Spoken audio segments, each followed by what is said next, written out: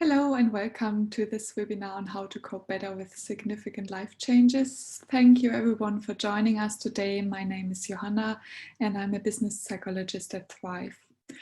With me I have Elisa Macris, who is also a business psychologist at Thrive. Hi Elisa. Hi everyone, thank you for joining us today. Hope you're all doing well. Yes, so for those of you who have not joined us during our last webinars, there will be a Q&A session in the end. And if you would like to ask any questions during the webinar, feel free to write it in the Q&A section and we will come to it in the end. We will record this session for those who are not able to attend the webinar or would like to listen to it again at a later point of time.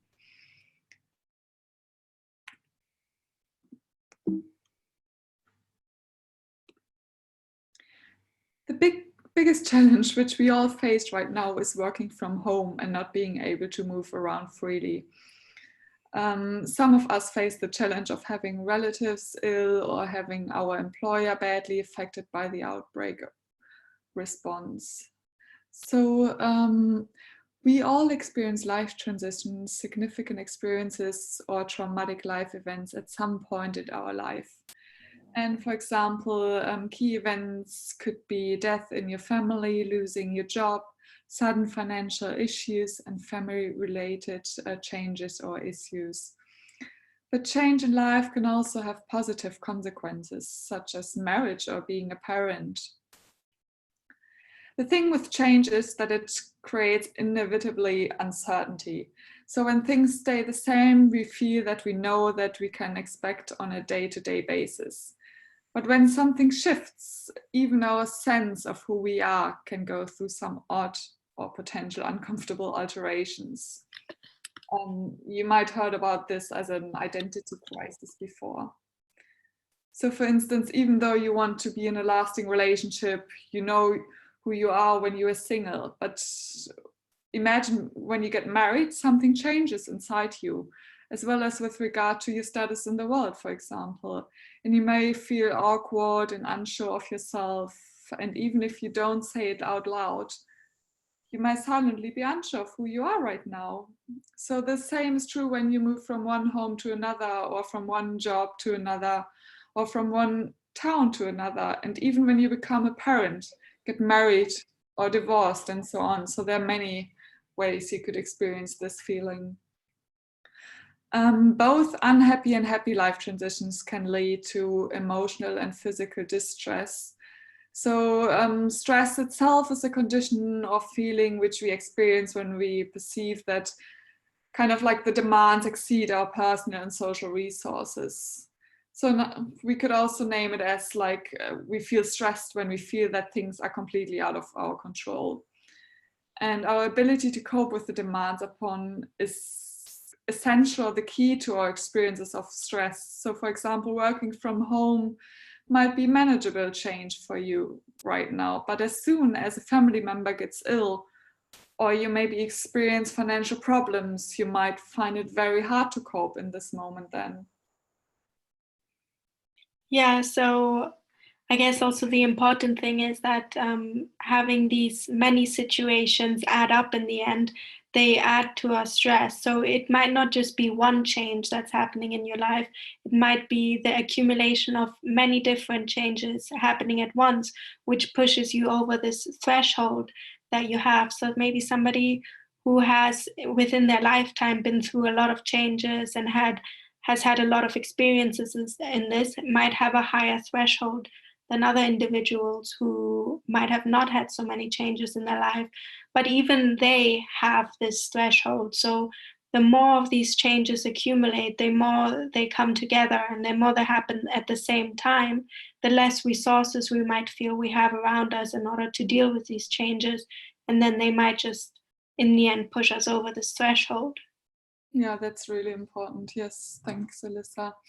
So how does stress affect our health? So this slide really shows us that these life events can trigger a wide range of physical and mental health conditions. This can happen when stress exposure is too intense for us to handle. chronic, uncontrollable, and overwhelming, or overcomes the threshold, which Elissa just mentioned. So it can also cause burnout, depression, anxiety, and numerous physical conditions such as immune or heart problems or other medical illnesses. Some stresses are ongoing, such as being bullied or harassed, bad relationships or poverty, and even the impact of environmental stressors, such, for example, just the extreme weather condition and global warming, or for the next weeks, the outbreak and its consequences to us. So among those ongoing stressors, it's worth considering work-related stressors, so such as overwork, culture, changing demands, or the uncertainty and others. So these might also be caused by external factors or made worse, like the outbreak of COVID-19 and the effects it can have in our work environment. So sometimes even a single event can be so powerful by itself that it can have long-lasting effects on our mental health. And these types of events can lead to trauma and specific mental health conditions, such as, for example, post-traumatic stress disorder or adjustment disorder. After trauma, it is common for people to have a flurry and unpredictable emotion and physical symptoms, including sadness, irritability, or just the heightened alertness, problems with sleep, flashbacks, or the feeling emotionally numb or unable to enjoy anything at all. And also, like with the psychological impact from quarantine, if people have to stay in quarantine, can cause post-traumatic stress symptoms such as like feeling depressed or feelings of anger and fear, or might even lead us to substance misuse.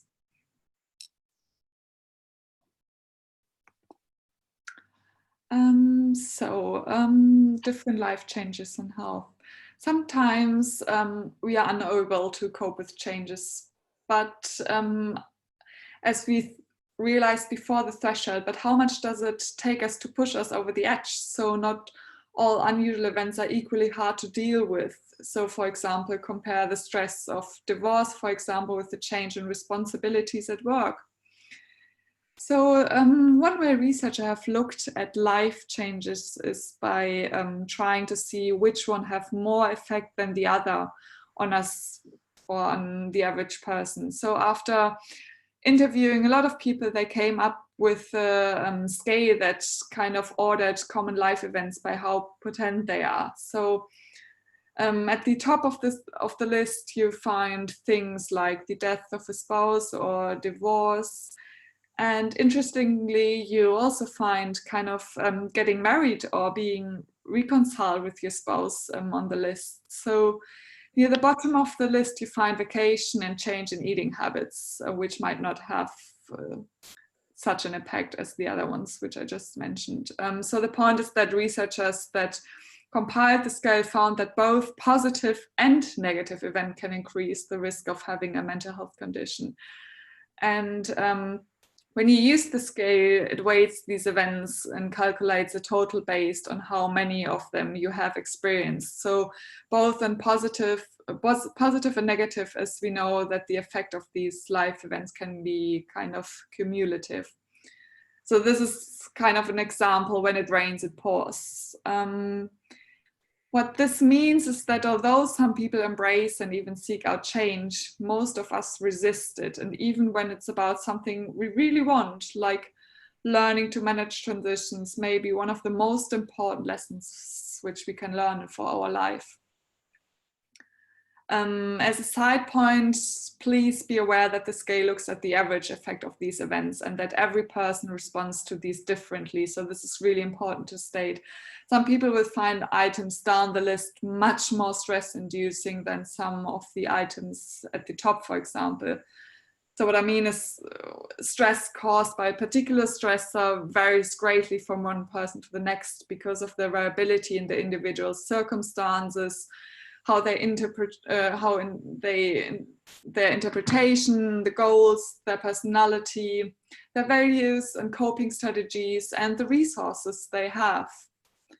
So interpreting the overall score can be a bit difficult because of the large interpersonal differences in an individual ability to cope.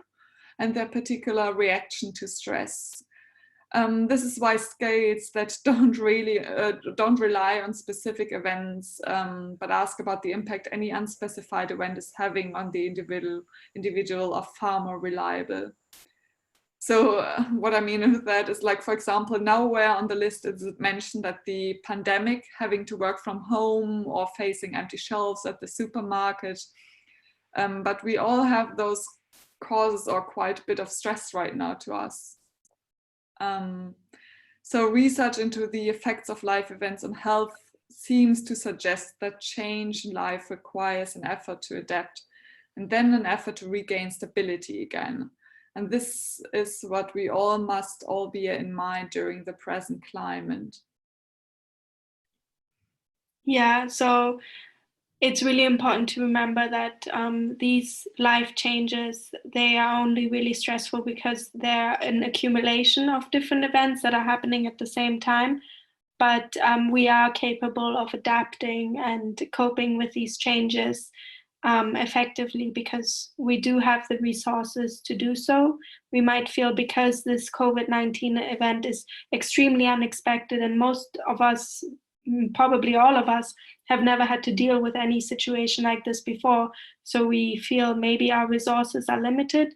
But once we have overcome this curve of change and adaptation, we might have a different perspective and be able to see what we have left in order to be able to deal with it. And I think Johanna will mention how to.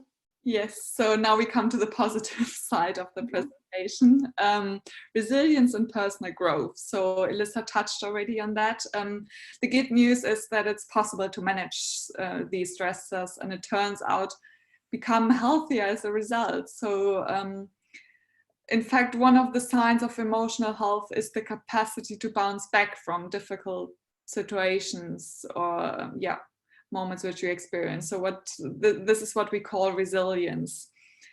Therefore, kind of life changes can help us to thrive, as well as provide us with a sense of personal growth, for example, or increased resilience and just the feeling of self-empowerment, maybe. So it might give us the feeling, or that we develop a new understanding of ourselves and the world we live in, or how we relate to other people, and the kind of future we might have, or the better understanding just of how to live life. So this crisis and its causing changes to our life may change the way we perceive the relevance of health and the relationship with our family or to our friends.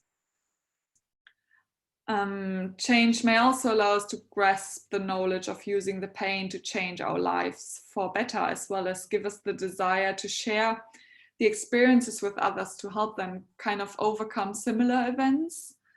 Some of us may embrace new situations, both in the personal and professional fronts, or improve our personal relationships with our loved ones, or develop a heightened sense of gratitude towards life altogether.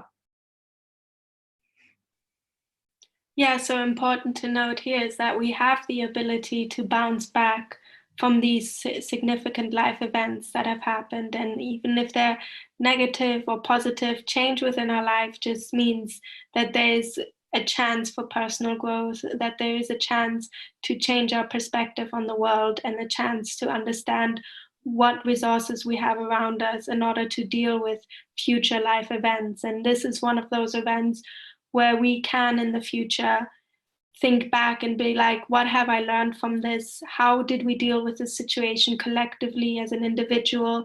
We can reflect and we can grow together from such events, psychologically and emotionally. Yeah, that's true. There are various ways you can increase your well-being and enhance resilience. So, for example, you might use cognitive behavior therapy, which is based in our app, to understand your reactions to the event or manage your thoughts and emotions productively. You may also want to try to attach a positive meaning to the event in terms of personal growth.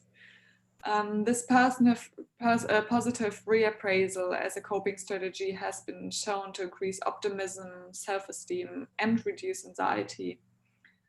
The general aim of this is to shift your attention away from negative reflexive thinking about the adverse event to a more positive outcome by focusing on response-oriented thinking. So this is a really good tool, which you can use in the app, really trying to identify positive from negative thinking. And we often get stuck in our repetitive negative thoughts, and we don't even realize that, which immediately influences our behavior as well. So it's really important to identify those thoughts. As I said, we easily let our thoughts circle around things like how we could have prevented it, but this may not be in our control. So we should rather try to think about what we can actually control right now and what we can learn from this, as I said before, and what we can do for ourselves to, really just improve our well-being. So in terms of the current crisis, you may start thinking about how you can use the time at home to learn a completely new skill like meditation or drawing. I, for example, ordered myself a drawing set and started drawing again. And I'm really on the bottom right now, but it's all about using the time and trying something new, or picking up an old habit, which you really had never time for in the last years maybe. So this time gives us the chance to really try something new. And the shift of mindset is nothing we learn overnight, this is clear, but you will be guided through, for example, in the CBT program, step by step, which will help you to really identify the helpful thinking on life transitions or just adverse events. So other techniques might be seek out other helping coping strategies such as exercise, relaxation, playing or listening to music, spending time outdoors if possible, obviously right now, but you can use even if you just go to the grocery shop or just do some physical exercise at home. So this is a really good technique. Another additional practical tips might be, if you're initiating life changes, you remind yourself why you're making the change. For instance, maybe you always wanted to move to a big city, but now that you're doing it, you're terrified and completely stressed. But in this moment, really try to remind yourself why you wanted to move. So what were your goals? What were you hoping to achieve with that? Or what do you need to do to follow through on those goals? So really asking these questions. Another really important thing is connect to others. So we are social creatures, and research has shown that isolation increases stress and connection decreases it. So really connect to others, allow yourself time to talk honestly about how you feel, particularly with close ones and people who are in the same situations maybe, or have suffered something similar to you. And you don't have to be best friends with someone to connect with them. So really, this is something about where you should ask yourself what your preferred support system might be. So maybe it's helpful to reach out for your community, including family, friends, colleagues, or online groups. And I'm 100% sure you will discover that you're not alone, and you might feel soothed, even if you're still stressed. And in fact, if you get help with this transition, you will be stronger for the next one. Thanks to our current technology, we can still do it even at the time like this. So for example, if we think about previous global pandemics, did not allow people to be so connected as we can be right now, and really just FaceTime a friend or a colleague, and really make technology as a tool for us. Yeah, and there's so many creative ways of staying connected. Even if you don't feel like talking with someone, you can just play some games online, or just, I was using this app called Netflix Party with one of my friends recently, and we decided to watch some show together. You can stream it together at the same time and pause it and play it at the same time, while you can chat on the side about what's going on in the show. And it was quite entertaining. I think coming up with creative ways to stay connected can also really help to kind of take your mind off your stress that you're feeling and help you to deal with things. But like Johanna said, also finding somebody who might be going through similar situations as you are, who can understand exactly how you might be feeling and sharing your experiences, but really validating your own feelings as well, can make you really feel more at ease and more capable of dealing with these stressful events that are happening around you. Yeah, and I think being like looking out for a group which has experienced similar things, it might help you in the beginning, and afterwards maybe you are one who helps others who go through the same change. So it's really about like, yeah, sharing the same feelings maybe. So this could be a really helpful technique, or like a really helpful way of dealing with changes. So another point is find ways to soothe yourself. So really do self-care, and self-care is one of the most important tools for managing change and developing resilience. So whether you go for a run or read a book, if it helps you to feel calmer, it's helping you to make the difficult jump from one place to another. So do something that isn't maybe, for example, automatic, something that might be less soothing for the moment, but maybe ultimately healthier for you in the end. So like, for example, really trying a new recipe, which seems complicated and a lot of time consuming. So, but really try something, or clean up your apartment, and you will feel way more nice at home than before maybe. So yeah, do something which you like for yourself. So really take care of yourself. Yeah, or just even do a face mask, or take a bath, light some candles. I like to do a lot of yin yoga and like meditation yoga, very calm, soothing yoga. Also, especially right before bed, there's also something called yoga nidra, which is basically you get into that state of sleep but still staying conscious. So you tap into the restorative nature of sleep, but you're still conscious, and you can really create an atmosphere for this. You can put some music on in the background, you can dim the lights, put some incense sticks, lights, make a whole ritual out of it, so that you can feel like it's a whole different atmosphere, and it can take you away from all the stress that you're feeling as well. Yeah, that's a good way actually. So another tip would be, don't judge yourself. So it's completely okay and normal to be nervous about any change, or even when it's a good one. So it's also normal to have a hard time managing the transition. But no matter how awkwardly or uncomfortable you might do it, really give yourself credit for having the courage to take it on. So this is where mindfulness maybe comes in, and really helps you to be aware in a non-judgmental way about your feelings and thoughts. So this is a good technique for that. And allow yourself time, have patience with yourself. Maybe make a self-care box for times when you are struggling. So this could include kind of books or movies, notes, anything which really helps you to be really helps you to take care of yourself. However, we are not. It might be that we are not always able to cope with our experiences on our own. So this is really important. Don't be afraid to ask for help. Really, allow yourself time to process your thoughts and feelings, and talk about them to people who you trust. And if you're unable to sleep, or feel constantly worried or on the edge, or get little pleasure out of things, or like doing things once you enjoyed actually, you should really ask for support, which could be either your EAP, which you probably all have access to, or your GP. Yeah, in traumatic experiences, get to know your triggers. So this could be like experiences, situations, smell or people, noises. They could trigger flashbacks, and in this term, like really keep a mood journal, which is accessible in the Thrive app again. And this helps you to spot pattern and identify the triggers. And in this case, a big challenge and daunting change is to seek help in itself.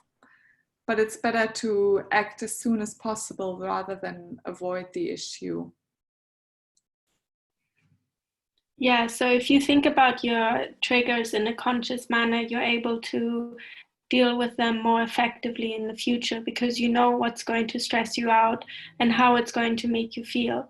It's not about avoiding the triggers, but it's about being conscious and aware of them and being able to deal with them in a more effective and healthy manner for yourself. So just acknowledging them will help a lot with you in order to cope better. Yeah, so I touched on various techniques before in the app, which you all have access to through your employer. There is cognitive behavioral therapy, which I mentioned before, which really helps you to identify helpful from unhelpful thinking. And there are other techniques like meditation and relaxation techniques, which really help you to calm down and kind of help you to go through the transitions which you're making or have done. So there are really various techniques which you should or you could try out, and it's really about trying to find the best techniques which works best for you. So it's not all about like all fits everyone, but really finding the technique which suits you best. Yeah, so for example, deep muscle relaxation is a body-based relaxation exercise, which you might, like I've heard a lot of athletes prefer this one, and this one's also really good for sleep because it's focuses more on your body than your mind. So basically you just tense and relax different muscle groups within your body because when you're stressed, you might have fight or flight symptoms. Where you might tense different muscle groups within your body without even being consciously aware of this. So in deep muscle relaxation, you relax and tense different muscle groups so that in the end, your body kind of feels limp, and then your mind manages to relax as well. So you get a deeper understanding of your mind and body connection through these exercises. Whereas meditation is more of a mind-based relaxation exercise, which focuses on attention training and being able to observe your thoughts objectively without feeling that you have to do anything about this. This might take a lot of practice. So there's also guided meditation, which could help, where somebody guides you through different smells, through aromatherapy. So they take your attention away from those distracting negative thoughts to focusing on something completely different without feeling that you need to change something. So it really depends on what you prefer doing and what helps you most psychologically. Yes, and as you can see in the bottom of the Thrive app, there's a mood symbol, and this is what I mentioned before, like it's connected with CBT, and it's like a CBT mood journal, and this is again about like really finding your triggers and keeping this mood journal on a day-to-day basis maybe, and really being able to identify the triggers later on. So if you think back, for example, 2 weeks before, I wouldn't remember what I did or what specifically stressed me out maybe in the moment. So this helps you to really identify and look back, okay, this is a triggering thing, or this maybe this person or this situation really triggers my stress. And it's just about like having this journal which you can always have a look at all the time whenever you want to, and even if you want, you can share it with your GP, for example, but yeah, it's all private to you, so it's really a confidential app. So we touched on various things. We provided you with some tips, and I think the key message is remember that change is part of our life. So whether you choose it or it has been thrust onto you, so whether it's a change you have been working for or one that has taken you by surprise, embrace the experience and consider this transition as opportunity to build internal and psychological, emotional, intellectual muscle that will help you with the next change. So yeah, try really to make something out of the change and reframe it in a positive way. So if you have any questions, we will go through them now. And yeah, thank you for joining those who do not want to listen to the questions. Okay. How do we access these tools? So the CBT app, you can go through an offer that we have if you type in offer.thrive.uk.com. And then you can sign up and you can try out the app freely as you would like. I think this is a webinar for employees, so you probably all have access through your employer. So really have a look at your well-being page, maybe ask your HR for the code so that it's specifically for you, because some organizations have the addition of life coaching, so this might be for you, provided by your employer. Yeah, so get in contact with your HR well-being team and they'll be able to provide you with the access code so that you can sign up.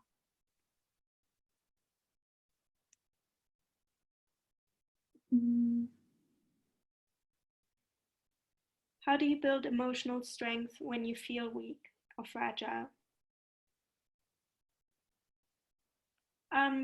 Through a lot of different techniques. I mean, you can build resilience through psychological or social resources that you have around you. You might, if you feel like you want to do this at home by yourself first before you reach out to anyone socially around you, then you can use these psychological strategies such as mindfulness techniques, which can be the meditation or deep muscle relaxation.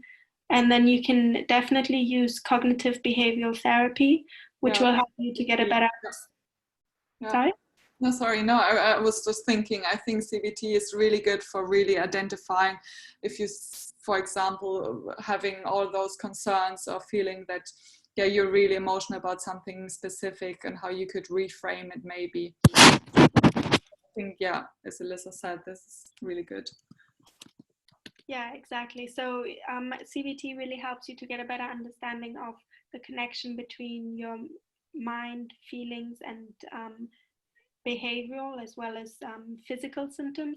So to be able to understand what your triggers are and what helpful thoughts might be, what your unhelpful thoughts might be, and how to handle stressful situations in a more resilient way in the future. Yeah, there's another question. What is the best way of dealing with the triggers when they come up? So I think we touched on that with the flight or fight response. So really, like if you experience, for example, a panic attack or flashbacks, it's about calming yourself down in the moment. So a really good technique might be for you to try out calm breathing. And this maybe really brings you down on earth again and activates your parasympathetic nervous system, which is the opposite of the flight and flight response. So really bringing you down again, calming yourself. And yeah, I think you should try this maybe for when you experience those triggers. Yeah, exactly. Those are the most helpful techniques, especially when you're feeling panic symptoms. What has really helped is breathing exercises. So counting in certain breaths, breathing in, holding it, breathing out again and holding it again can really help you calm down your body and those reduce those fight or flight symptoms that you might be feeling when anxious, when panicking. And then you will be able to cope better with the situations and think about them in a more conscious way. How can you promote stress awareness in the workplace when people are working from home? There's so many things you can do remotely with promoting this, such as holding your own webinars can really help as well for you to talk with people about specific topics such as stress or like challenges with working from home. just make these little online events maybe that where you can which you can send out and people can join, and everyone can have open conversations about a specific topic that you might have chosen. And the good thing about doing these kinds of things online as well is that people can put anonymous questions in. So if people are not so confident in talking in front of people, or are more private about their feelings, maybe they would open up more anonymously. So there's so many options that you have now, being online and doing this remotely, which can also in the end have a positive impact on having open conversations. So yeah, these events are really good. Mm. There's another question: how effective is mindfulness? Why doesn't it work for everyone or for me?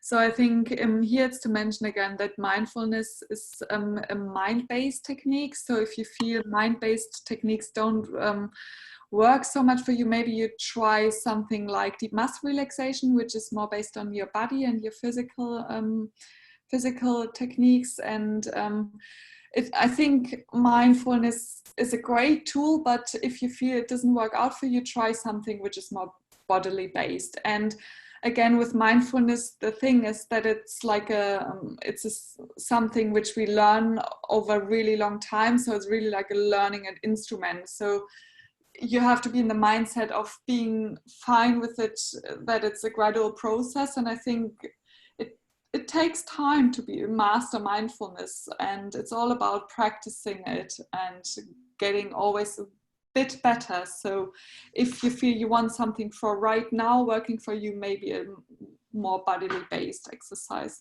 works for you. Yeah, and the thing about mindfulness is that you have to give it time.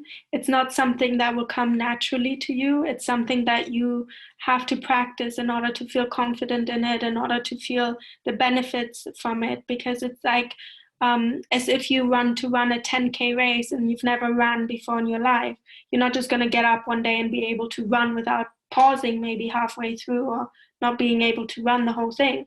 So it's about that journey to getting there, the effort that you might have to go through until you get to the point where you can do it and you get the most benefits from it and you feel good afterwards. It's about being resilient. I mean, to keep going with it and not give up on it, unless you feel like it's really not helping you. But I'm pretty sure it can help you in the end. Just give it more of a go than just once. Maybe try it at least once a day for a certain period of time and see if anything changes. Mm-hmm. Elissa, the name of the yoga type, there's a question in the webinar chat which you mentioned before. Yin yoga, and the other one was? Yoga Nidra. It's Nidra. Nidra is basically the sleep yoga, where you're lying down the whole time and somebody basically takes you on a journey somewhere, tells you a story about like going on a walk somewhere on the beach or in the forest, or giving you different sensations such as the aromatherapy that I was talking about. It's very nice. It's very relaxing. And definitely great before sleep, but it's very meditative.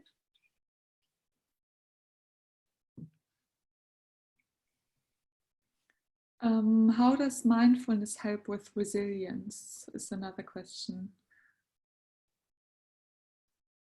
Mindfulness is basically a coping strategy that you can use to build your resilience.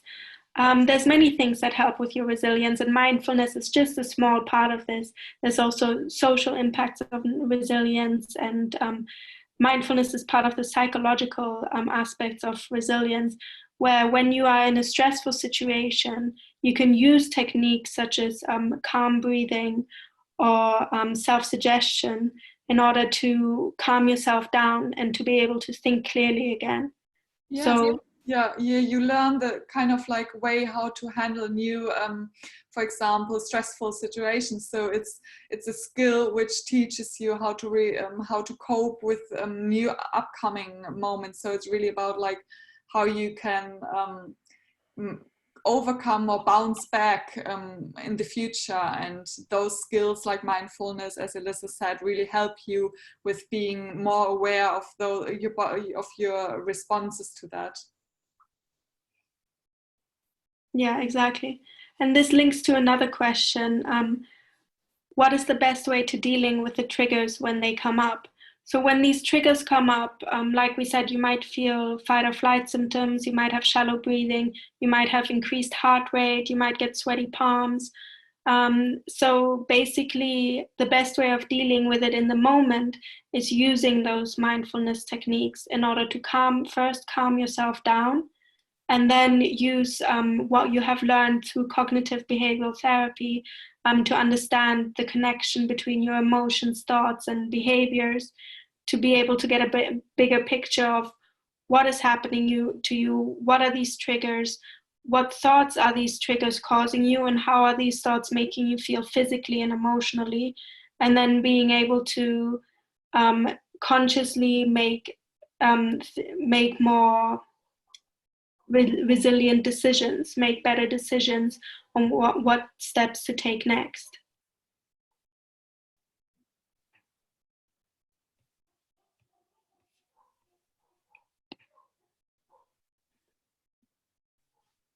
But mindfulness focuses on the present. How does it help with future worries? Worrying is another different strategy that you can use. For worrying thoughts about the future, yeah, and you're correct, mindfulness is about focusing on the present and being in the moment. But for future worries, you can use a whole different technique where you can take a moment within the day that you've designated to your worries and writing them down, such as in the morning or during lunchtime, but not right before you go to bed, just so that you don't have those stressors right before you sleep, because that's going to affect your sleep. So let's say in the morning you have half an hour where you write down all your future worries, and then for the rest of the day you will think to yourself, okay, this is not the time for me to have these worries. My worry time is at 10 a.m. every morning, and I'm going to write them down, and then I'm going to maybe over time find a solution for these worries, but this is not the right time. It's at this time. So designating yourself different times for different worries. Yeah, no, that's true. It's really about giving yourself like a worry budget, funny term for that, but you're really sticking to a specific time, as Elissa said, and maybe even putting some points next to it, like what are you gonna do about it, like how do you deal with it, and putting like goals to it or task activities. And then if you come back later and think again about those concerns or worries, you can relate back and say, hey, I put those things down, I've dealt with it, or I will deal with it in this specific way, so you don't need to worry about it then again. So it's really like, yeah, writing it down and sticking to the time. It might be tricky in the beginning or feel unnatural, but it will, I'm sure it will help you in the future then. Yeah, and for anxiety, there's also another different technique that can be used. If you have your own anxious feelings and you know what they are, and you write down your horror story, let's say 5 times, and then read it to yourself out loud, you will be able to understand maybe that this worry is not something that's really actually plausible, and you might writing it down on paper makes it feel less abstract and makes you maybe understand how to better deal with it. So writing things down can really put things into perspective often. Yeah, that's true.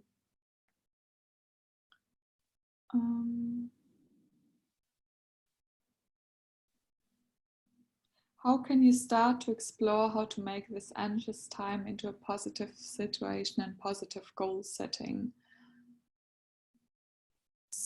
So I think this is similar to what we just said. So really trying to write down your anxiety, and maybe putting down activities which you do, or just if you feel you want to do something positive for yourself. I mentioned various techniques which you can do, try something new, learn something like a new skill, for example. So I think this time really gives us the opportunity. We are at home the whole time to try something new, or just take 5-minute break and practice something new, like a meditation exercise or calm breathing. And so it's really about like, yeah, seeing the positive side of having this time for you, so much time for you right now. And even maybe like having the time during the day, which we would never have, because yeah, we can just use 5 minutes to practice something new, or like during lunchtime, maybe listen to some nice music, which we couldn't do maybe, or like even just read a chapter in your book. And yeah, really trying something new, or goal setting wise, you could think about, you could practice for running a 10K run, for example. So I'm really like setting myself the goal for, I try to go for a really like fast run every day before lunch. So yeah, it's trying to find something which you maybe never time for, or and using the time in a positive way, which increases your well-being. Yeah, exactly. There's so many ways that people are getting creative right now and using this time to set goals which they felt like they haven't had time for before. So yeah, and I think also if you think there are so many online courses, maybe you start thinking about like learning a new language, or just doing an online course on whatever you like to, or yeah, really trying something completely new. I think it's really a good opportunity for us right now, which we should use, and to make us feel better. So I think, yeah, this might be. So I ordered a drawing set, try to improve my drawing skills again, which I used to do when I was younger a lot, but yeah, the last years I've never had time, and now I really want to keep it up again. So I think this is my technique, for example, right now. yeah. There's also a question about how can you improve sleep other than sleep yoga? Yeah, so there are various techniques. Deep muscle relaxation is one used in the app, but other aspects of like a good sleep hygiene might be really relevant for you. So really trying to get into a routine, so getting up and going to bed at the same time might be a key. And really, yeah, maybe doing a pre-sleep routine. So for example, this can be like just a hot bath, or something, a hot tea, or something, yeah, which you can always do, so that your body knows, okay, now it's time to sleep. So you need to find something which you can maybe do on a regular basis, and this will tell your body that you should go to sleep. And try to make your bedroom as dark and soundproof as possible. So really try to use tools, if it's not possible, like an eye mask or earplugs, to make it really silent and dark in your room, and avoid any stimulants. So if you really struggle with sleep, it might be good for you to not have any caffeine at all, or especially not like like after lunchtime, and no alcohol and cigarettes as well, because they act as stimulants as well. Yeah, and you could keep a sleep diary in order to keep track of what you're doing right before you sleep or when you wake up and throughout the day, and to see what's helping you, what's not helping you. So if you just Google sleep diary, you will come up with certain um, if you look on images, they'll come up with certain like timetables where you can fill this in and see if you've done the exercise or drank coffee in the day, what time you went to sleep, what time you woke up. These sleep diaries just help you keep track of your sleep hygiene to get a better understanding of what's helping you and what's not helping you. Yeah, and maybe try to do some exercise during the day, not before going to sleep, so nothing too exhausting. Then choose one of the techniques Alyssa said, the Yin Yoga, really calm ones. But yeah, during the day it might help you to really, yeah, do some physical movements, which help you in the end to sleep way better in the evening. Yeah. Here's a good comment by Kemi, because previously there was a question about how do you promote mental well-being within an organization? And Kemi said, our business director set up a twice weekly coffee meeting. It is an opportunity for anyone to join and just have a chat while taking a break from work. Keeps you connected to your team. You can just have a general chat and about any work issues. Yeah, just so like it's really nice to share your different ideas and success stories with people because everyone gets good ideas from this. And yeah, setting up these coffee meetings online can really, really help with these kinds of open dialogues and supportive culture within your organization. Thank you, Kemi. So Katarina asked, how can people deal with extra stress when the situation has not added free time to their day-to-day life, i.e. parents with kids at home while trying to work from home? This is a question for your whole webinar, right, Alyssa? Yeah, basically. Yeah, we've had very many questions like this, and I think a lot of people are experiencing the same situation at the moment. It's good to have a support network that you can get in contact with as well to talk about this. But generally, the idea is that it's really important for you to have a routine, a schedule, and that you adjust your schedule, like your children's schedule can be adjusted to your own work schedule.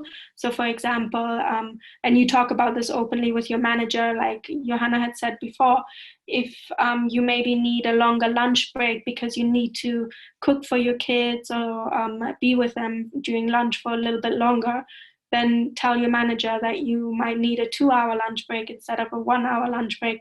And then let your kids know, okay, this is my schedule for today. In the morning, I'm going to do this, this, and that. And I need you to be quiet and do this during this time. Just, coordinate your schedules together since you're in such a close space now to be able to deal with these situations in a more effective way, I think, and have a constant dialogue about what's going on a day-to-day basis with your kids.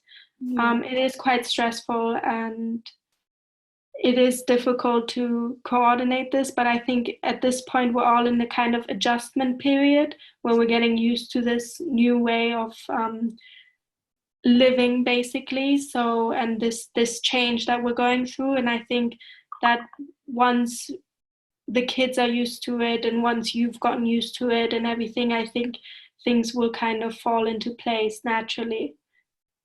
Yeah, and I think the key is also about routine, so which might decrease your stress. Then it's really like, yeah, having the same time where you start work and switch it off again and switch it off in the evening, and kind of really setting the routine, which we might miss right now. So if it's a coffee in the morning or like a short stroll around the house, just like as you would go to the tube.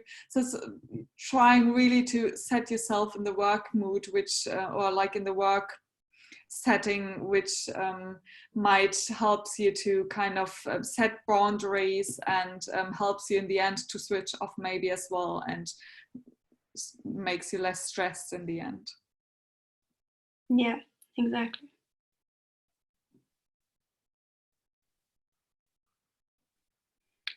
There's another question. Some people are reacting in an unexpected way due to stress, which is quite unusual. How to handle it? Sometimes it does affect you as well. Yeah, that's true. Stress can bring out quite emotional feelings and reactions within people, because for many people, their thresholds are very different to others. It's being mindful that some people are able to deal with stressful situations a little bit more effectively than others because of the previous experience that they've been through in their life and how many unexpected changes they might have gone through and how high their threshold might be, whereas others might be struggling a little bit more. And once you have a better understanding of how the other person is reacting and why the other person is reacting this way because of what they've been through, maybe it's easier to talk with them, and maybe you can let them know about some coping strategies such as mindfulness techniques or cognitive behavioral therapy to help them, give them more solutions to deal with the stress better. Just be mindful when talking to other people, and be aware that their experiences can be much different to your own. Yeah. There's another question. How do we deal with grief during this isolation period?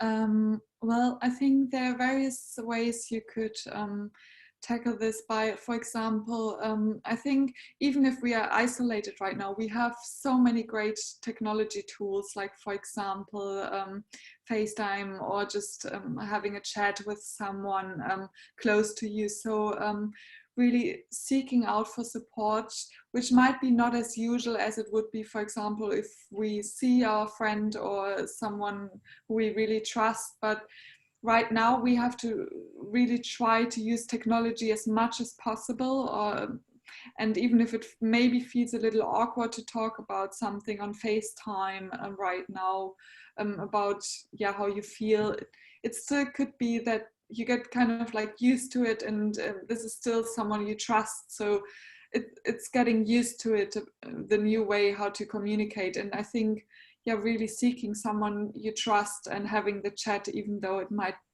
be a new way of how you do this right now.